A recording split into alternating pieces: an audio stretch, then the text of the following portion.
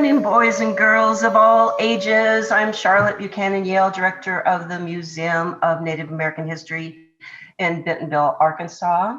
Behind me is our mural that was painted by Ms. J. Nicole Hatfield. You can see Indigenous Goddess #1, Chief Joseph, and the beautiful Maria Tall Chief, the Osage prima ballerina. We might have a guest visitor pop in, Johnny Diacon, because on May 8th, we will add another mural to the Museum of Native American History on the Trail of Tears, and we're really excited about adding that to the museum.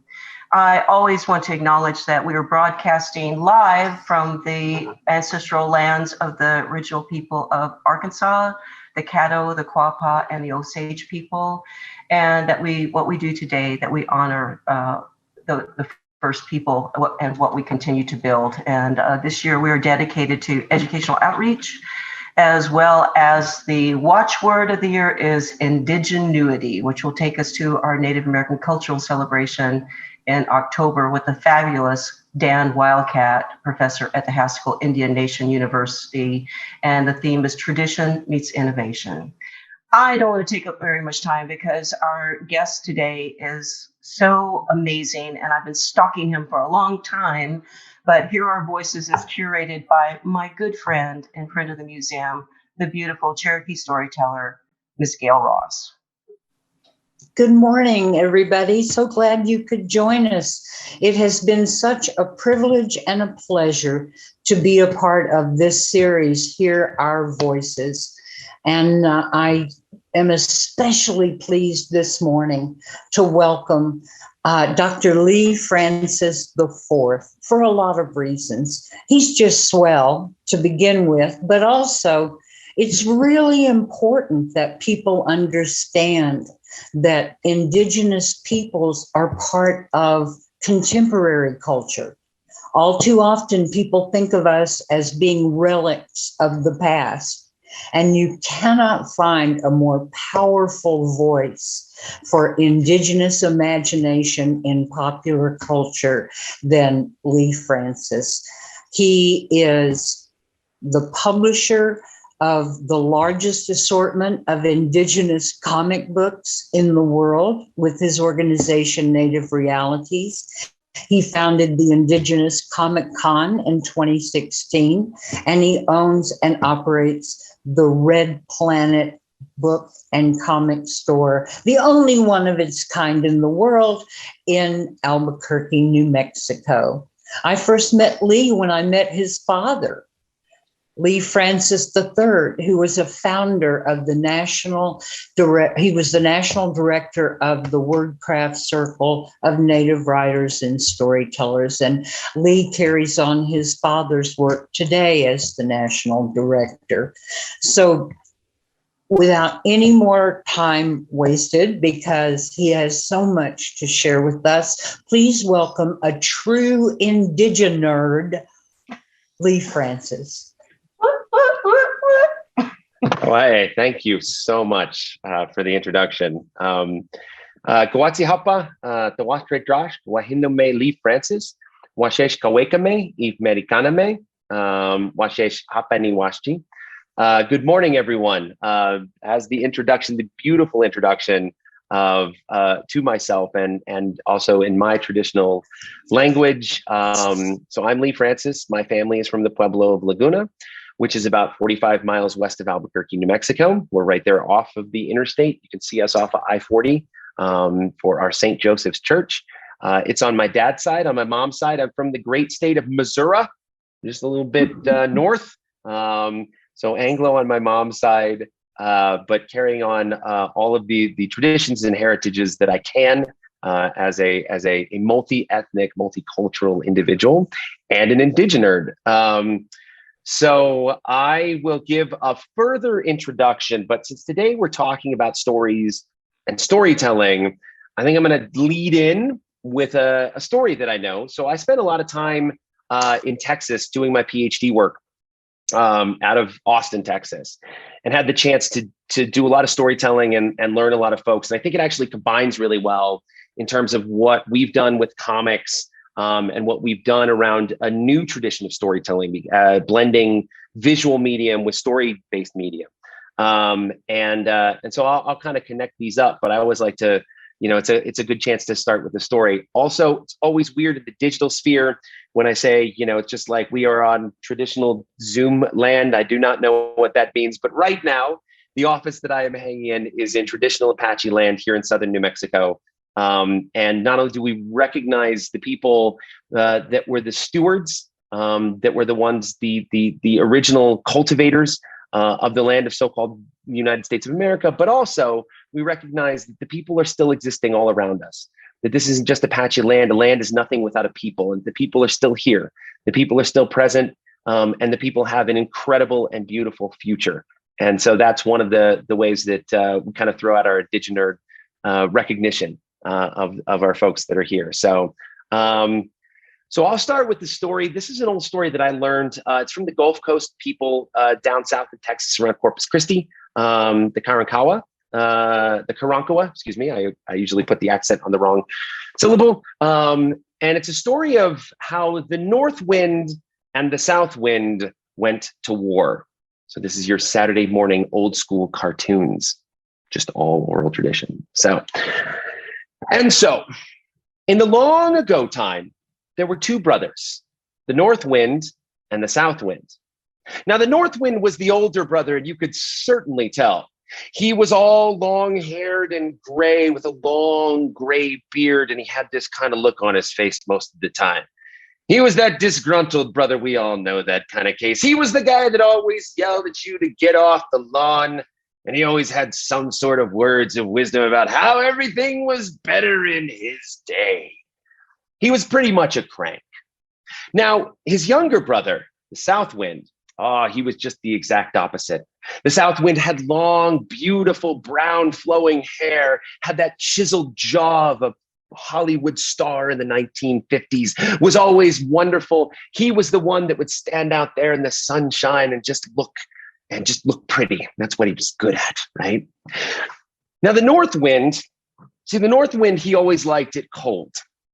And every year, he would always bring his colds, and he would always bring the frost down, because since he didn't really like people that much, he didn't like the people down below, he would always bring this cold down to them because it would make them quiet. Whenever there was cold and ice, the people had to go inside and shelter. And so the North Wind liked it because he hated noise and he hated the people. He was just the old school native Grinch. That's all we're going to say, right? So he would be exactly happy as long as people would stay inside. Well, his brother, the South Wind, again, was the complete opposite. And his brother loved being able to blow that beautiful, wonderful, warming wind, which would bring the flowers and the trees and the leaves out to all of the people. And they would come out and they would sing and they would dance and they would feast in his presence. He just loved that so much. Well, those two brothers, they didn't get along, obviously. And so the North Wind would come down from time to time, and the South Wind would say, "No, it's time for you to go." And so then North Wind would leave, all mad. The South Wind would breathe and blow upon his people. Well, one year, the South Wind decided that he was going to take a little vacation. He'd been at this a long, long time. And so he just needed a little bit of respite, but also he needed to check on his other people that were in the islands way out into the ocean. He wanted to make sure they were okay too, because he would often bring his joy and generosity to them. So he got in a boat and he set sail and sailed way out into that gulf, long beyond the horizon. Well, his brother, the North Wind, had been waiting for such an opportunity. Peeking around a tree, he finally saw that boat disappear and realized now was his chance. He had been waiting so long to claim that whole territory. So that old North Wind gathered up all his breath and all his wind and blew out all that cold and that ice down onto the people down below. And they froze and they frosted. There were icicles in the trees and everything just crystallized over there in that snow and wind. And it frosted everything up. Everybody ran inside and they waited.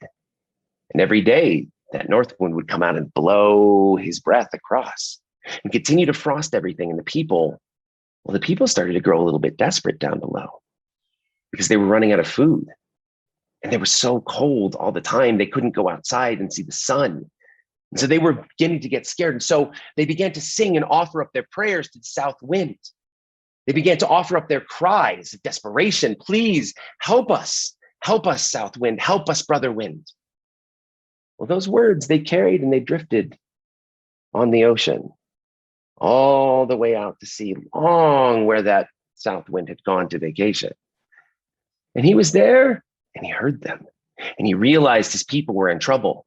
So he turned around and skedaddled as quick as he could back into that coast. Well, his brother, the north wind, was waiting.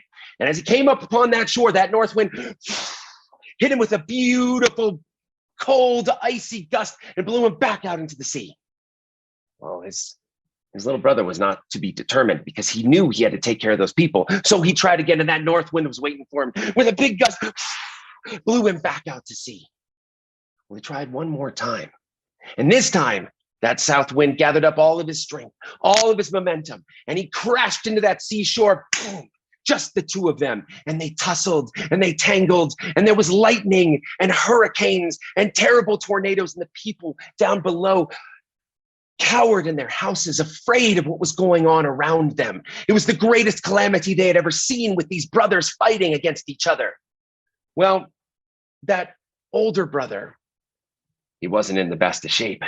And so for a moment, he had to catch his breath because he'd been blowing out so hard. Well, in that moment, his brother, the south wind, grabbed him by that big scraggly beard that he had, hoisted him up, and flip, and just ripped him away and threw him all the way back to his home in the north. And he breathed out his beautiful, the south wind breathed out his beautiful breath upon all the people, melting all of that snow and ice, and all the flowers and trees came back into bloom and existence. And the people, feeling the warmth and the weather, came back outside and began to sing their joyous prayers and all of their celebrations to the south wind. And the south wind was very happy, reveling in this. And then he looked down and realized he had something in his hand. And it was the beard of that north wind. He had ripped it clean off when he had flung him all the way up back to the north. Well, he wondered what he could do. So he took all those beard scraps and he threw them all out around the area, all to make sure that all around the area where his people were, and into the trees. And we still see those beard scraps to this very day.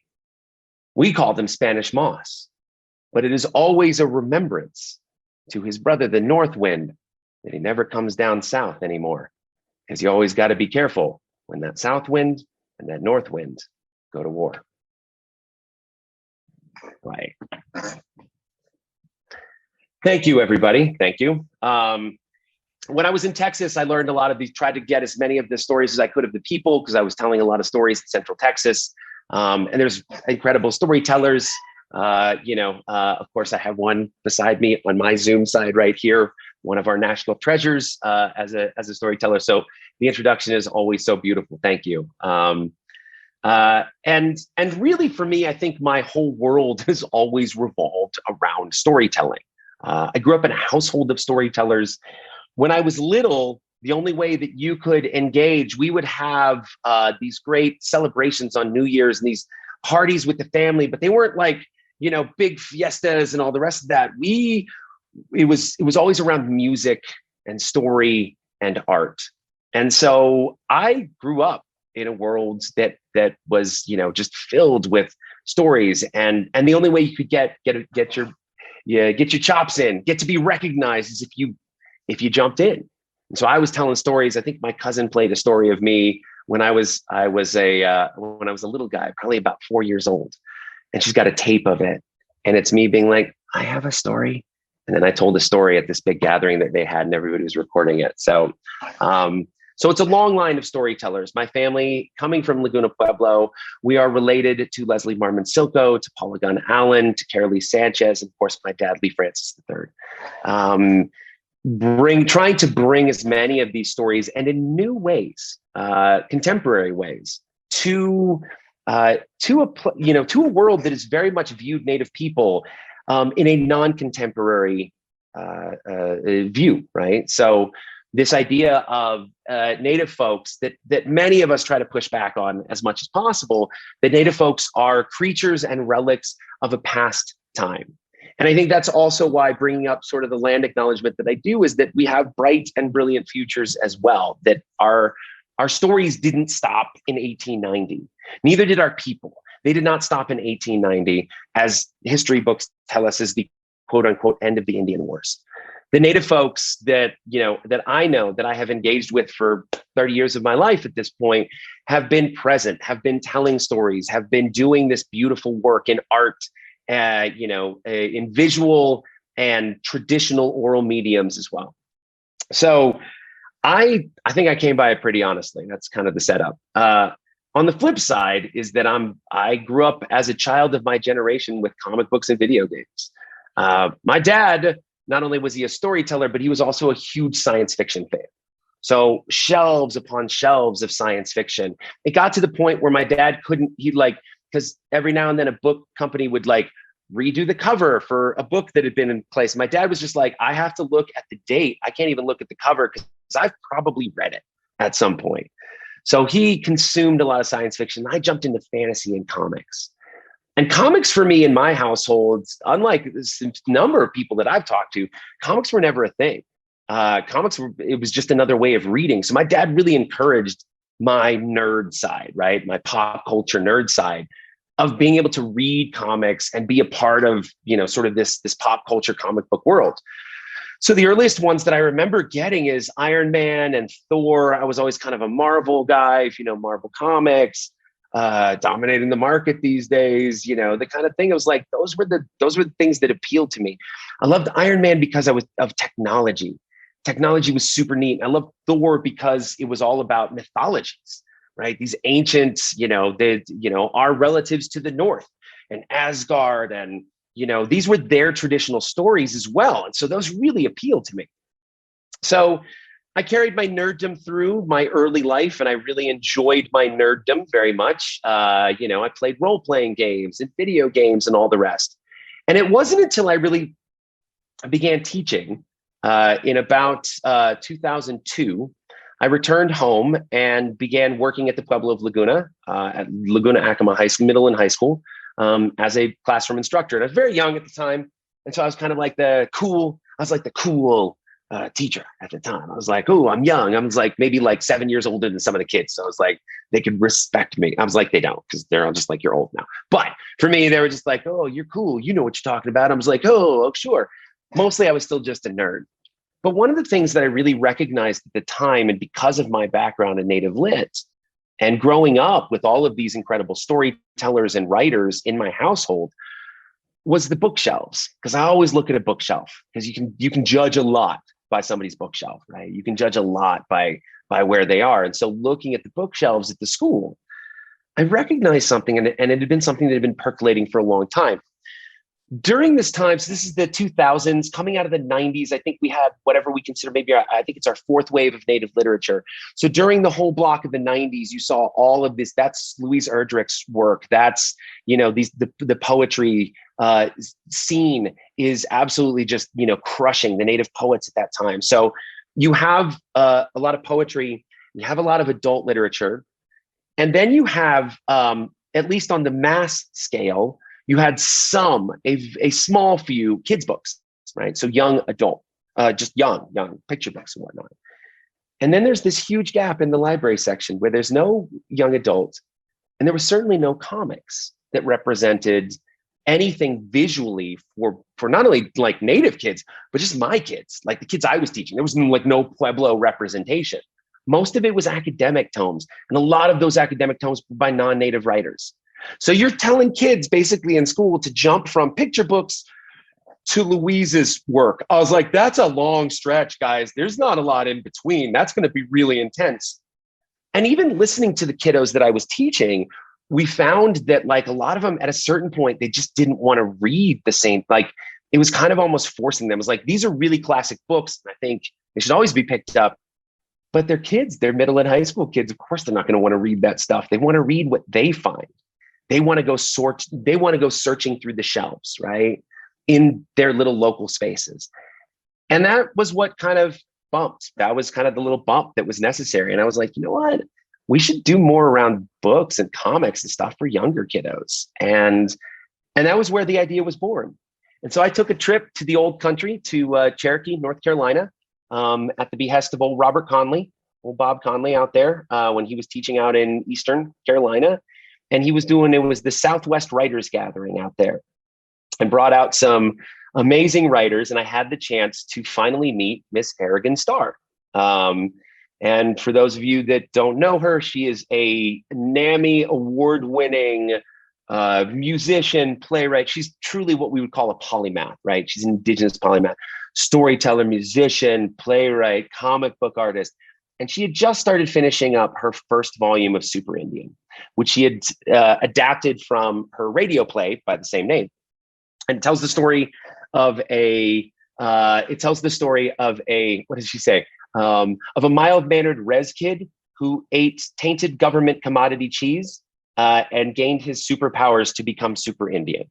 And so she's been running that. It's actually the longest running Native comic, across the board that we've, consistently that she's run digitally, and then also putting the work out together, like that in collected volumes.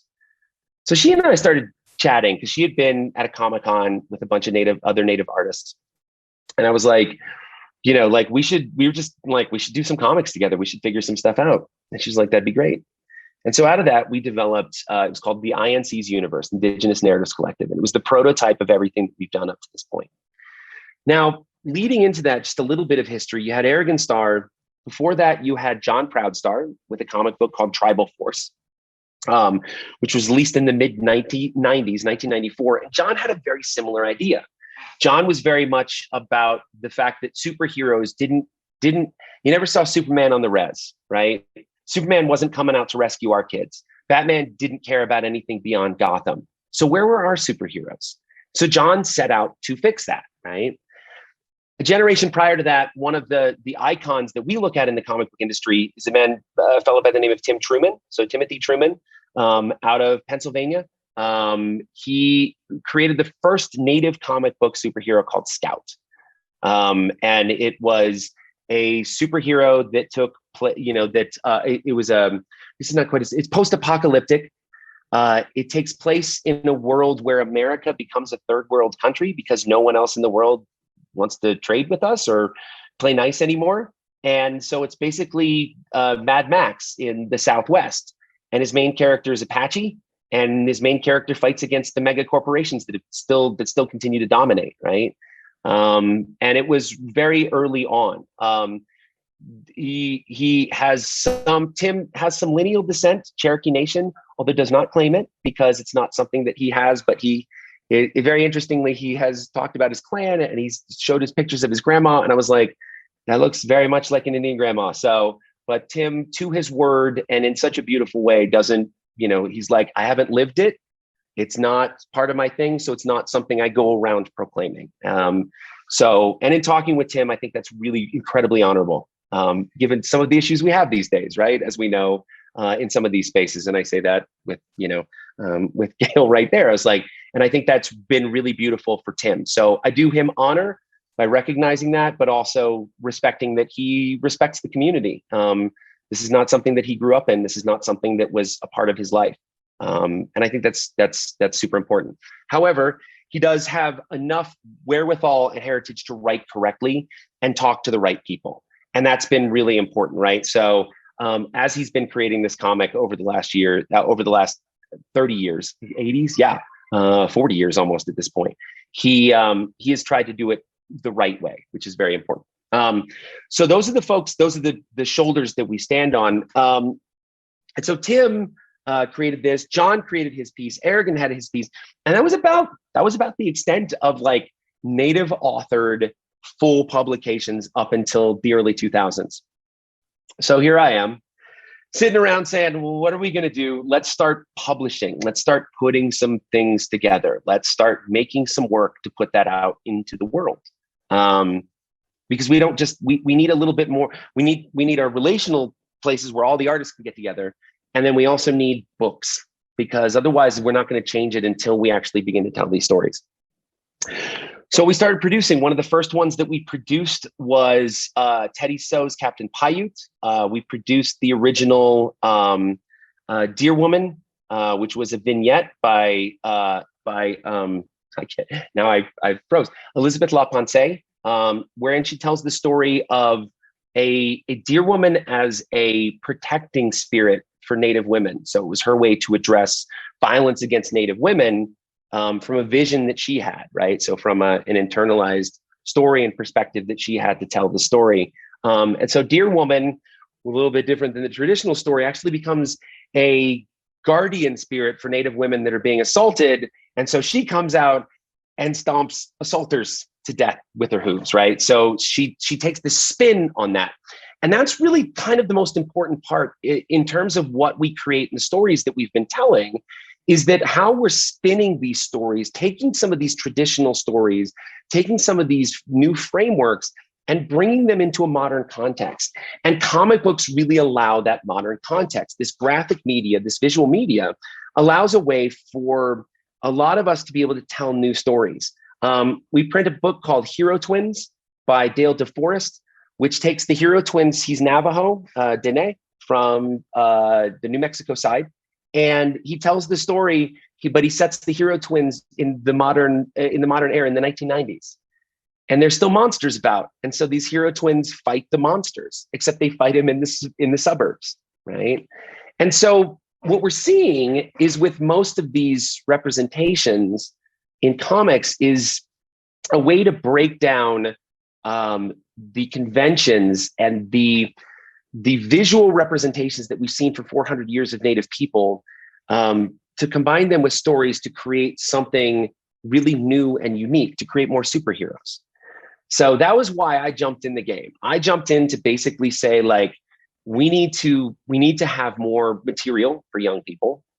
We need to have, especially the kids I was teaching, and we need to have more nerd material, for the kids that I'm teaching, right? And so we run into, so now here we are in the mid, I would say the mid to late, it's the 2010s, and we get started. And 2014, we start making all these comics, putting them out into the market, putting them out into the world, and it just kind of takes off. And so our next step was like, well, we should probably have a place where we can all get together and hang out with each other, because I always like hangouts. I guess, I was like, that's my Native side. I was just like, man, I like hanging out with other Native folks. And so it was kind of like this way of always kind of like meeting another issue or another problem in some ways, is that I was going to Comic-Cons and recognizing that I was usually the only Native kid there, right? Like the only one that was talking about like Native issues or making Native stuff. And I start looking around on the internet, and my friends on social media, they're saying like they're the only Native person at the science fiction conventions, or they're the only Native person at the gaming conventions, or they're the only Native person that's the Hollywood conventions, right? I said, well, why don't we, that's what a Comic-Con is about, is to bring everybody into these spaces. So let's make our own. So founded the Indigenous Comic-Con in 2016 as a way to bring everybody together and continue to showcase Native identity, because I think that's the ongoing story, is how are we reforming our identity when for 400 years our identity was directed and told to us? The overarching narratives that led up into the late 1800s, when we first started really publishing, and then into the early 1900s when we were taking over and being able to control our publishing, was that our identity was controlled by American and English writers. You can look back at things like Tom Sawyer. You can look back at books like, Last of the Mohicans. You can look back at the plays that were created, during that whole time frame, which were the last of the somethings, right? You can go back to the earliest representation, the earliest mention of the noble savage comes in the mid 1600s from an English play by John Dryden called The Conquest of Granada. And this is the first time he formalizes the concept of the noble savage. And so here we are still to this day dealing with this, right? This concept of a noble savage. Well, there's a noble savage. And yet the realities that I live with are that my kids are multifunctional, multicultural, multi-dynamic. These are kids that, basically go to, they'll go to tradition and ceremony and they're wearing their headphones. And then it's time to dance, and they take those out and they dance, and then they come back with their headphones, right? These are kids that we know that, like, one of the greatest photographers that we had, Native photographers, Lee Marmon, just passed away last week. And he did one of the best, his most iconic photo is one called White Man's Moccasins. And it's an old Laguna guy that's sitting there up against the adobe, and he's got a pair of Chuck Taylors on, right? He's got a pair of Chucks, while he's wearing kind of his traditional stuff. And so even, folks like Lee were playing with these conventions of how we're beginning to define ourselves when mass media, and especially popular media, continues to look at us in a way that's always historicized, which has led to, I think many disastrous consequences, especially for the kiddos that I worked with. They never got to see themselves as superheroes. And sort of I'll say this, I'll kind of bounce back, but in my opinion, it's no wonder we have some of the issues of internal violence that we have in our own home communities. Is because when not only did colonization take our land, our languages, took our kiddos away, the most insidious thing that I always point out is that it took our imagination away, and especially when you can't tell stories anymore, right? When the language is outlawed and you can't tell stories, and the home stories have been cut off because you're not connected back to your grandparents anymore because you've been dragged away to a boarding school, or you've been separated in the economy, because now you're working on the railroad or you're working somewhere. It creates a dynamic where it perpetuates issues that we have within our home communities, our rural communities, and even in our urban communities. So mostly what we've been trying to do is, how do we spark the imagination? Because when we go back to our traditional stories, that's what they were about. They were a way to imagine. We've been telling star stories since the beginning of time. We've been telling trickster stories. We've been telling stories of how to be and behave and where the universe comes from. And for me, these old stories are always telling me about superheroes. And telling these stories that are really important to remember our histories, right? So all these great superheroes that we have, I was like, we've had superheroes because they always fought monsters. Well, now those monsters are different. Now those monsters are, a pipeline coming through our homelands. It's the monster slayer that fights the black snake, right? And we've got a lot of great comic artists that are doing that. So a lot of these folks are coming out, doing some incredible work. Really just, I don't even know. It's so phenomenal in terms of the comic books. They've really just exploded. And then we started a comic shop called Red Planet Books and Comics, where we carry all these comics because I like to grow up with them. This is great. I get to work in a comic shop. So I'm just going to be giggly about that. I was like, this is the best thing what other job could I think of? And to be able to also jump into that to tell stories. So, I came a little bit late to writing comics in the game. I had written poetry for a long time, and I'd done, performance and storytelling and all the rest. And so shifting that over for me into a new sort of medium and creating new stories. So one of the earliest ones that I wrote was for our Tales of the Mighty Code Talkers. I think that might have been the first one that I did that was like a full comic story for our Tales of the Mighty Code Talkers. I wrote a Kiowa story about a young woman that came across a soldier that we kind of assumed in the story is a code talker, but he's Kiowa and he's been shell shocked and he can only speak. He's calling out, for help and whatever in Kiowa.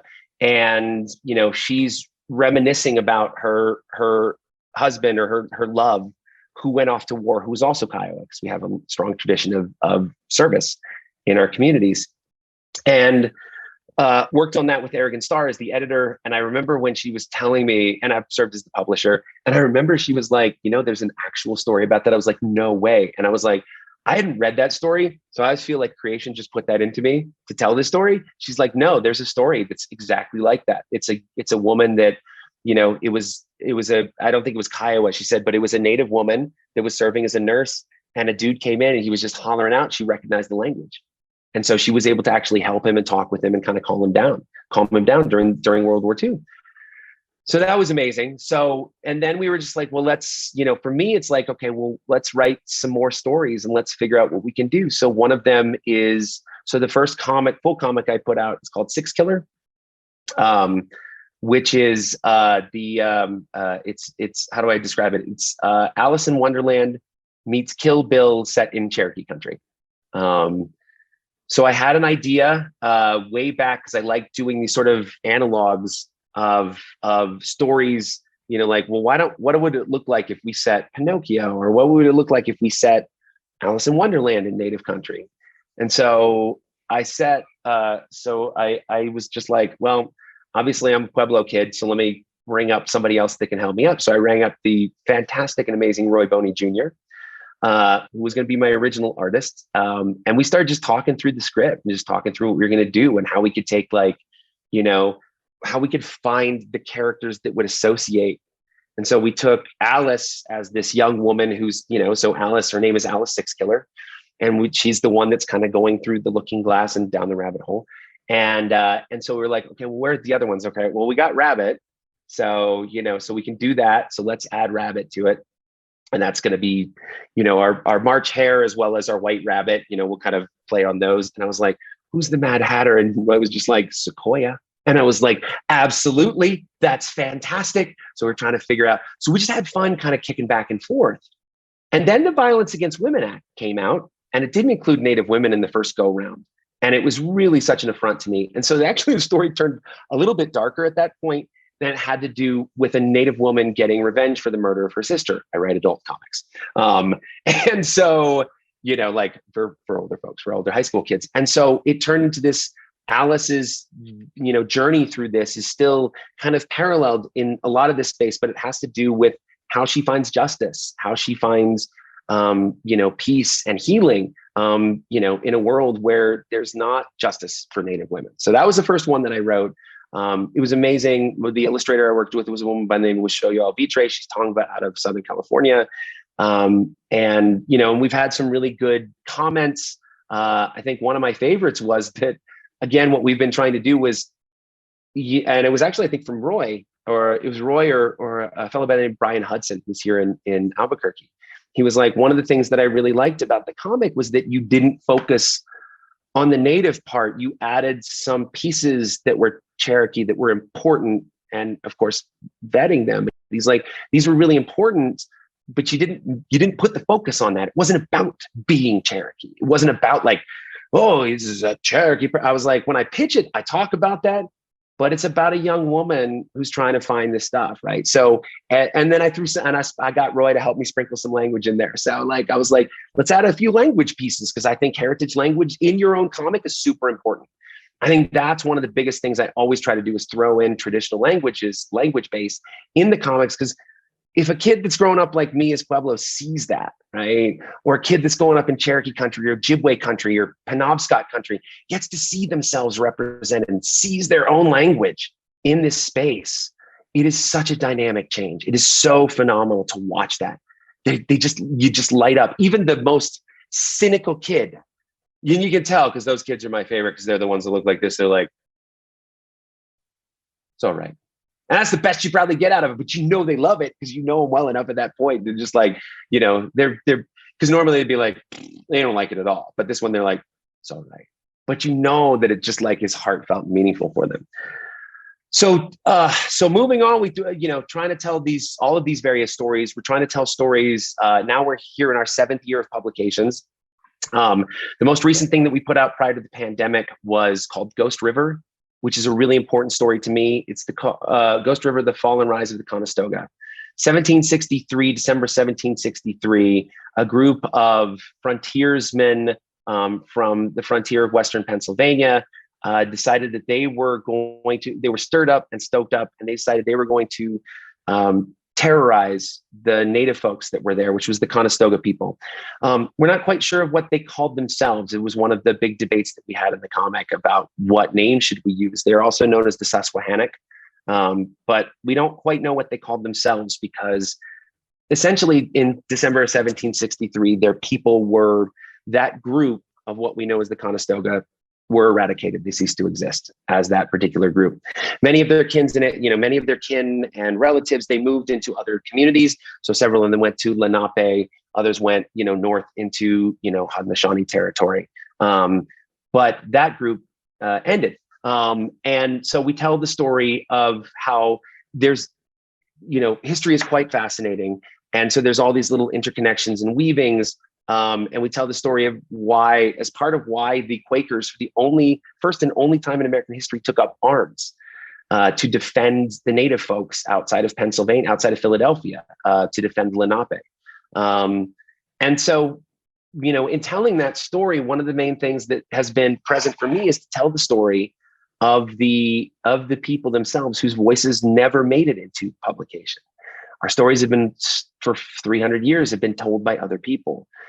And so the fact that we got to do this as a comic book speaks very well of the Library Company of Philadelphia, which was our major funder and partner for the work, to be able to come in and tell this story of these people that not many people know about. That's a story that just kind of got, and I say this like, it's, I can't help it. I'm just like, given the atrocities through American history, like pick one, right? Like it's rough. But being able to tell that story from the perspective of our own home communities and our indigenous peoples was a huge responsibility and a huge obligation.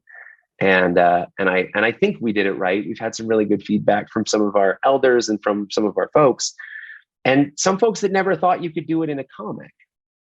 And I think that comes back down to why we work in comic books, why I work in comics, not just the nerd part of it, but also because of how it can convey in the brain and deconstruct without you even recognizing it. The associations that we've made of a native identity from a visual perspective into a media, into a pop culture media, which is where native people have existed. We've existed in popular culture for 400 years, right?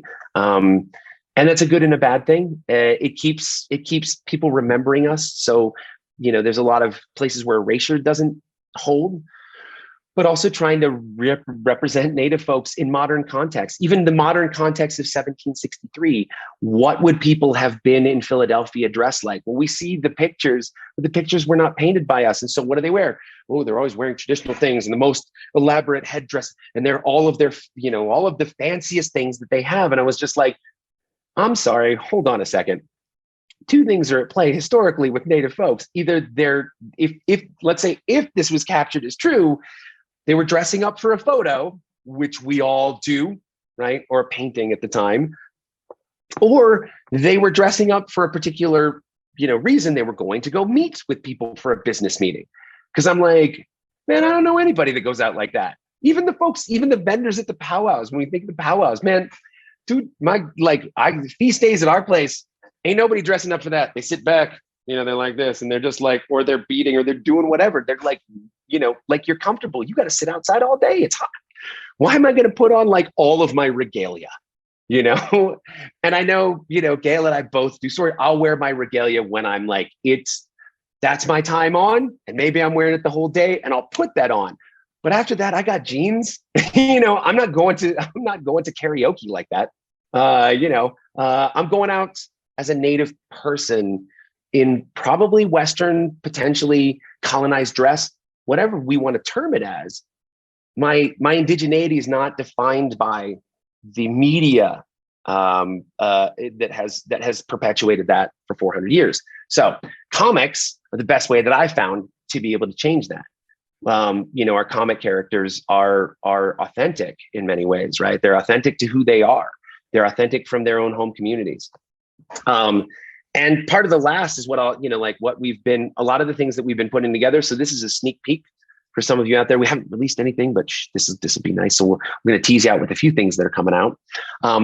So some of those stories that we've been trying to capture are the ones of the heroes we have our superheroes fictionalized. We have our superheroes that are realized. Those are the people that in our own communities that have done so much incredible work, but are often overlooked for the historical folks. And we don't want to dismiss those. I don't believe it's an either or. I think it's a both and. I think we can have stories of Sitting Bull. We can have stories of in Apache country, right, of Geronimo. And we can also have stories of our modern day superheroes, the ones that came in the 1900s that stopped, some of the, that helped repatriate or bring land home, or these incredible types of stories. So one of them is a fellow by the name of Ellison Tarzan Brown. And it's one that I've been fascinated by, a story since I read it. I think it was 2016. It's been about 5 years now since I read this story by his great grandnephew. He was the first Native man to win the Boston Marathon twice in the 30s. And I confirmed this. If you know the Boston, and if there's any runners out there, if you know the Boston Marathon, they have a section called Heartbreak Hill, right? So Heartbreak Hill, it's at the 20-something mile, and it's like this big set of hills that kind of roll in. Well, it was named Heartbreak Hill because of Ellison Brown, because of Tarzan Brown, because at the time he was running, when he was running, he had a very deliberate running style. He had no background in running. Like running, he just ran. He just liked to run. So he would start out running at just like, he would sprint. He would just run as hard as he possibly could until he got tired. And then he'd just take a break and sit down and just like relax for a little bit, you know? And then he'd kind of see the pack catching up, you know, all the runners catching up. And so then he got up there and then he just burned, he just blister out, right? As fast as he could. So he's up there, and I can't remember the name of the runner. It was the guy that had won the Boston Marathon before. He's a legend in the Boston Marathons, non-native guy.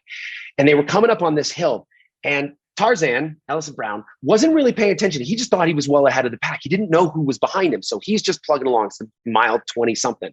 And he's sitting there, and always the stories vary, but it's so great. In one way or another, either, I think his name was Jim, either he patted him on the shoulder or patted him on the butt as he was going by. Basically, as they kind of say in a sort of pejorative tone, like, good job, little Indian boy, you ran as hard as you could, kind of thing. That's how Ellison Brown took it when he recounted the story. The guy that tells the story, that, you know, I think Jim, non-native guy that tells the story, he was just like, he doesn't say that he was trying to be pejorative, but he does say that it was a mistake. So it was like, he's like, I made a mistake by doing that, because once he hit him, once he tapped him or patted him on wherever he patted him on, Brown took off and burned him out. And that was the legend of Heartbreak Hill. That's why it was named that. It was named because of the race with Ellison Brown. So Native people are wedded into the history of all the stories. We know that even more, these small stories. Tarzan Brown also represented in the 36 Olympics in Berlin, same Olympics as Jesse Owens. And would have won, but was disqualified. There was some shady stuff that happened as to why he was disqualified. He got arrested the night before. It's part of the record. It's a crazy story, right? Like, this man's life. Ends up winning the Boston Marathon again. You know, and then kind of there's this sort of like long slide, and I don't like to focus on any type of the tragic narrative. Like, he kind of pops back, but he's just kind of like, he was never quite trained as a runner, and people kind of forgot about him. And so, you know, but mostly we want to focus on how much he was a hero. So that's one story we're working on that we're going to comicize. We're going to make a graphic novel out of that. We're developing a Native superhero universe that hasn't been seen before, that's interconnected, tells stories starting from the boarding schools all the way to modern day. So modern day superheroes that still, as our tagline, which we're still finessing, but our tagline is, where there are monsters, there are always heroes. And those go back to all of our traditional stories, right? There are monsters that they fight. That's the Hero Twins by Dale DeForest. But we all have those kinds of stories where, you know, our heroes are battling giants, or battling, you know, wizards, or battling all these people that are like, that, you know, that are able to, you know, the supernatural. I think that's the word. So there's these supernatural fights, as we would talk about them in our spaces, right? And so then we have other stories. We're doing stories of Native women, trying to tell a story of our new Department of Interior, Secretary of Department of Interior, Deb Holland. I talked with her because her story is amazing. Her life history is just fantastic as a single mom who just kind of like moved through these spaces and, you know, has done so much. One of the ladies that's down one of the icons that we have is LaDonna Harris, who lives down the road from us, founder of Americans for Indian Opportunity. She helped House Blue Lake get back, Comanche country from Oklahoma. She, you know, she hobnobbed with the Kennedys, you know, and all this stuff.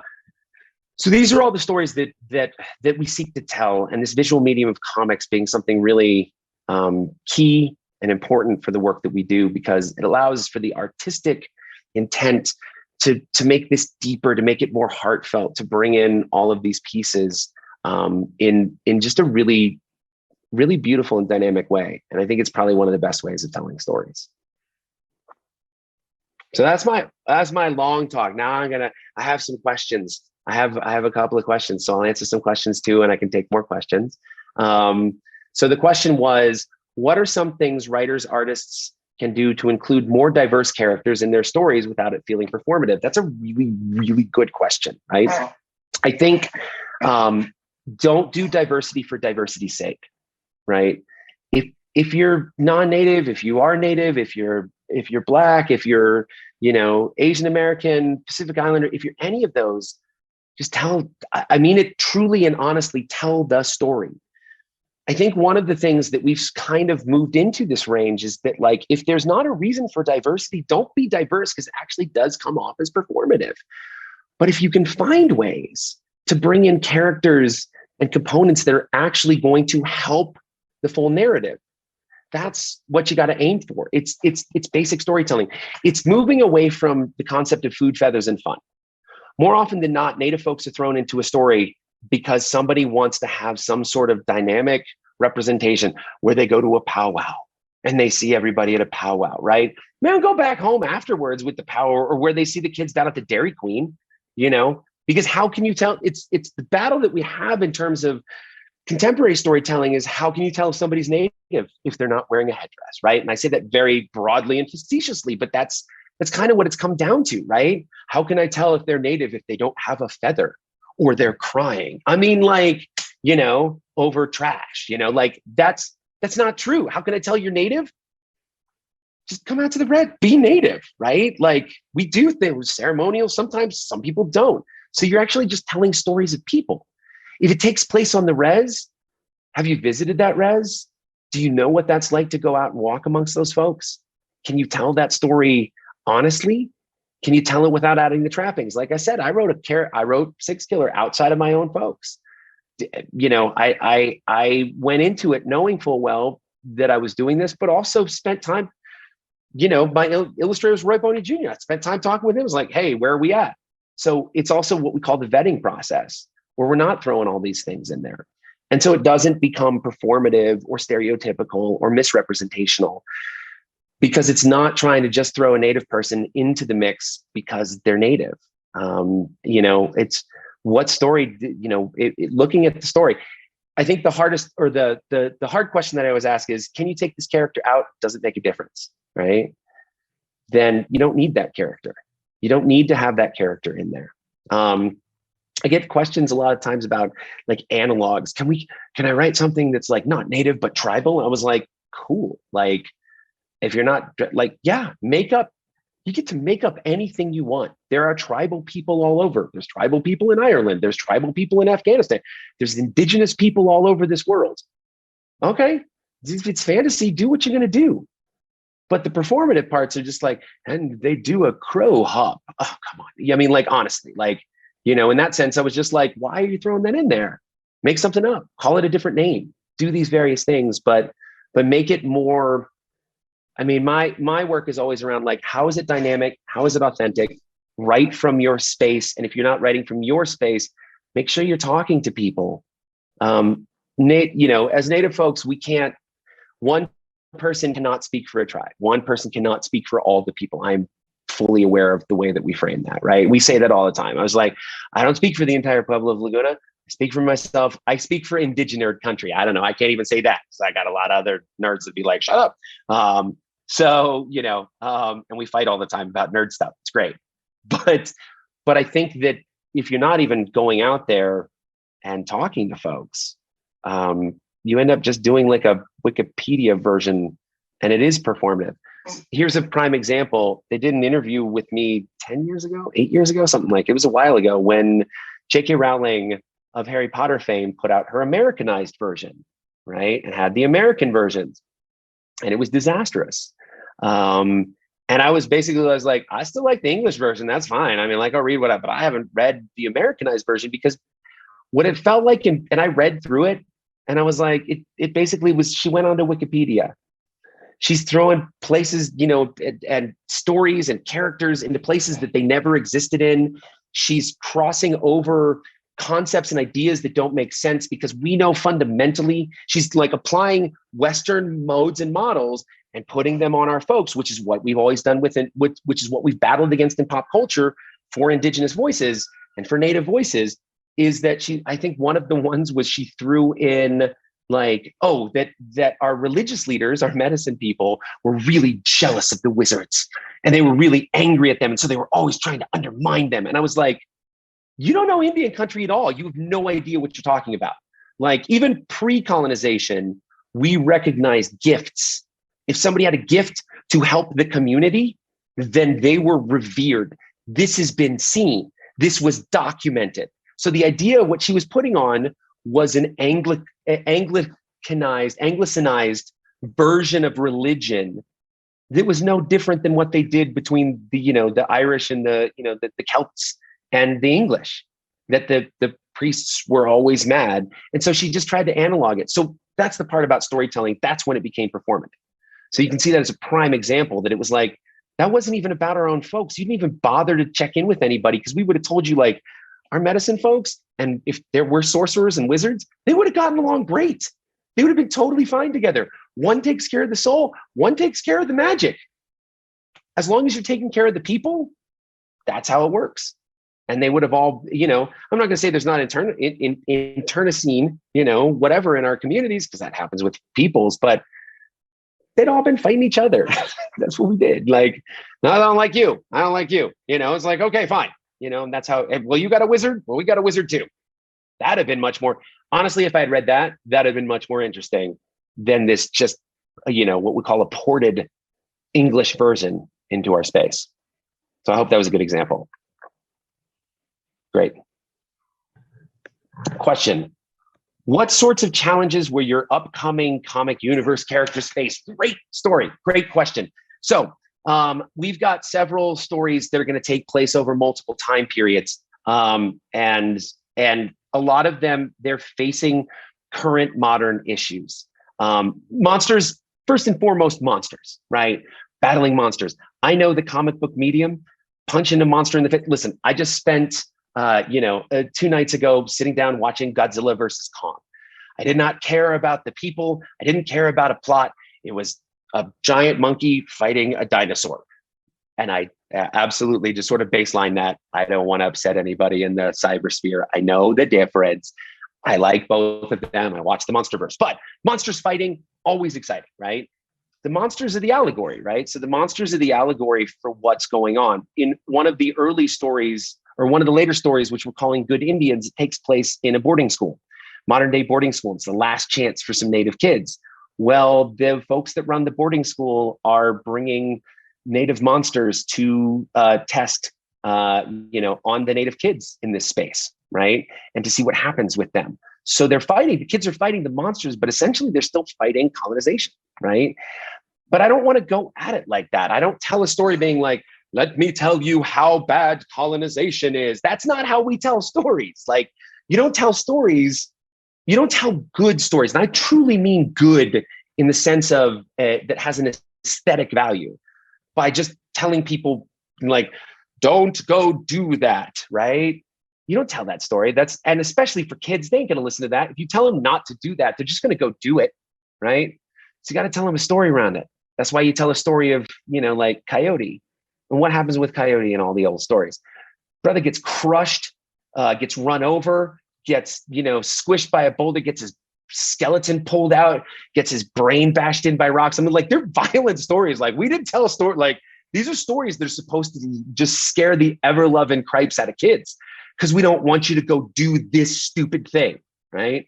So another character that's part of this universe, her name is Cindy Coyote, Trickster Extraordinaire. This is the one that I'm directly writing. And she's the daughter of Coyote and an Ojibwe woman. And she is taking on the role. She has conversed with her dad. And so she is a modern day trickster. And what does she do? Well, she goes and throws herself off buildings, or like gets run over by car, like all the things that Coyote did to stop other people from doing it. And part of some of the challenges are dealing with the ethics of something like that, right? So later in the comics, it's like, so you traumatized people to get them to not do it? Like, there's some ethical issues that we have in modern day settings and contexts, right? So she has to start dealing with that as she gets deeper into the character. Like, what am I, is what I'm doing right for people to see some of the stuff live, right? And then we start thinking about visuals. So it starts to get really meta. So, but a lot of it has to still do with, where the representational pieces are. So, our superhero team they're the ones fighting against, land rights. They're the ones that are fighting against, all of these kinds of incursions, right, by the government or by, other folks that are trying to destroy the people. And of course, coming back to the chat, they're still fighting monsters. At the end of the day, like all these things happen, and then a monster's going to be like, and then they're going to have to battle that, and then they go back to fighting the other, right? In many ways, I am a comic nerd, so I harken back. That's the old school X-Men, right? So X-Men have been fighting against prejudice since the time they were written in the 60s, since the first X-Men issue came out. But they still fight monsters. Like they're fighting space aliens, they're fighting monsters.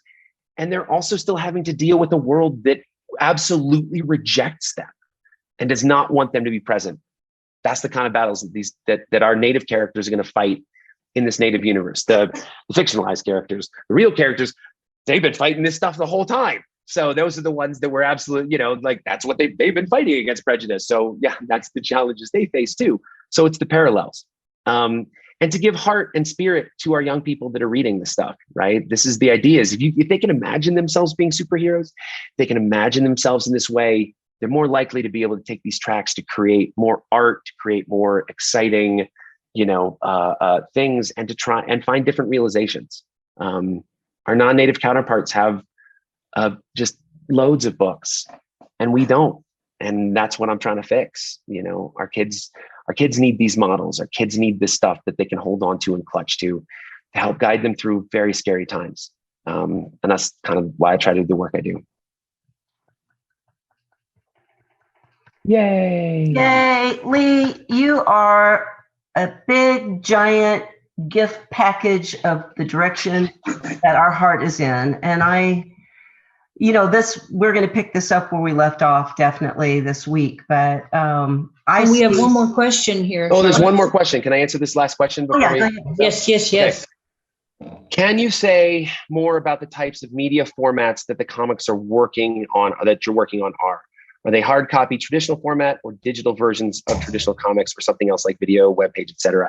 I'll say all of the above. My preference more often is to do a hard copy format. There's something that I think about having a comic in hand. It's the same way with a book, but even for me, for comics, it's the tangible, it's the kinesthetic. So there's a kinesthetic learning piece that goes with it. And I think that's really, really important. It's an artifact.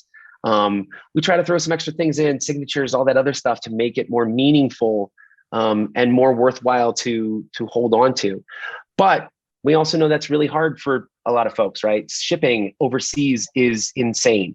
So everything we have is backed up digitally. So you can download it so you can read the story.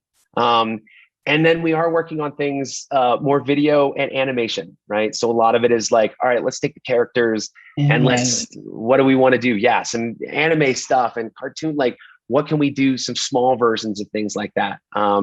So we range because I still, and I think the comic book industry and my industry still works hardcover. Like we see more sales through the hardcover side than we do through the digital side.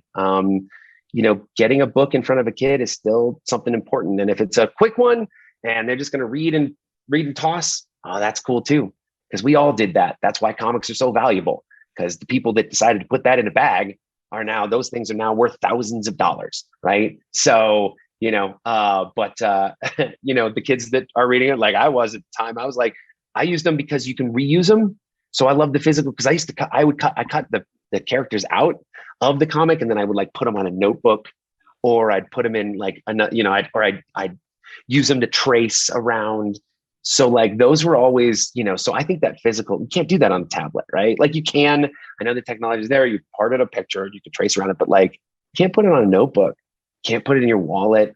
That tangible factor is still really important, I think. But we also recognize not everybody can get there. Not everybody can afford that. Not everybody can, they don't have a PO box or whatever.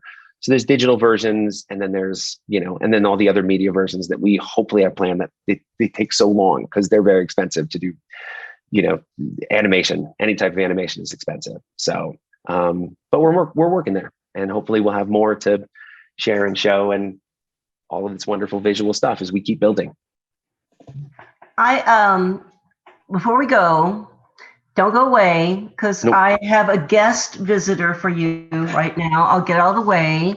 Yay. And I want to tell you a few things coming up, but before our surprise guest comes on, Gail, would you tell us who is up for Hear Our Voices next month? We're going to be talking to the Benali family from Navajo country. Jones Benali, the patriarch of the family, is a well-known hoop dancer and traditionalist. And his youngins grew up dancing, going to performances with their father, and now they have a very contemporary rock band.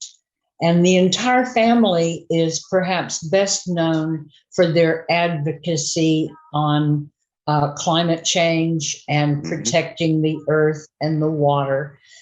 So we'll be going from the very, very traditional to the very contemporary, all in one family. Awesome. I love that. And then I promised Lee and I are going to talk, because I'm stalking you for the Native American Cultural Celebration, Indigenuity, Tradition Meets Innovation. And I see an Indigenerd panel in your future. So one other thing too, this is coming up, and I encourage you to go to our website and sign up for our newsletter, because then you don't have to listen to me say all this stuff every week. But coming up on April the 15th through the 18th, we are joining hands with the Mitchell Museum of the American Indian and the Field Museum to be part of the film Wilma. And that will show between the 15th and 18th, and there will be the panel discussion that Sunday on the 18th. And we're really excited to join hands. That in turn, we met them because of my guest visitor today. He's a masked visitor. I'll get out of the way. On May the 8th, we will unveil our new Trail of Tears mural by Johnny Diacon. Get in there. Where is he? Yay! Yay! Good to see you, Gail. Good to see you, my friend.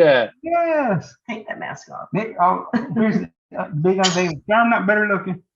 You're always better looking. Hey. That's why I'm an artist. That way they don't have to look at me. They look at my work. I think you just stand by it, take the pictures. You're good to go. So you guys are wheeling and dealing on comics, right? Yeah. Yep. Yeah. Lee, the Tales of the Mighty Code Talkers, he helped me get my foot in there with that. And, and I'm working on one for Oklahoma State University on the Schlocko Indian School, a graphic novel for that. I just saw you post on that. We'll be carrying that when it's ready. We'll be carrying that at the shop. So, and I'm still working on relocation. That's still on the back burner with everything else I got going on. But working on that one too. Yep. We'll be looking at that one. Oh man, that's so awesome. It's so good to see you. Good to see you. It really is. Yeah. I love guests. Okay, we're getting ready to sign off, because the Museum of Native American History, you can hear we're open. It's open. I got to go get to work.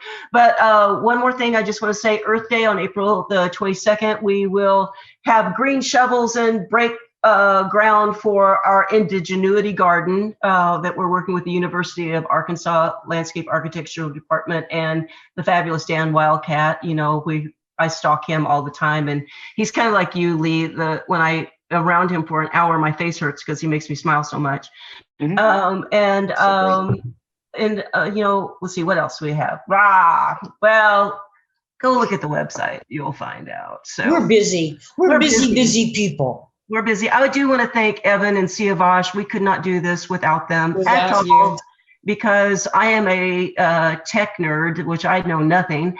And so everybody, thank you so much for your support of the Museum of Native American History. Again, we are opening a little bit slow, but it sounds like it's busy out there today.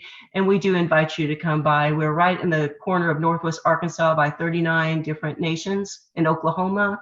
So likely it is, it's so important for us to connect the past, present, and future and see the next generation represented and where the sky's the limit. I think there's going to be some astronauts here when you all here in October, just to shh. All right, everybody, I got to get to work. Thank you so much, everybody. See you next month. Yeah, see you next month. Thank you, Lee. Thank you, Gail.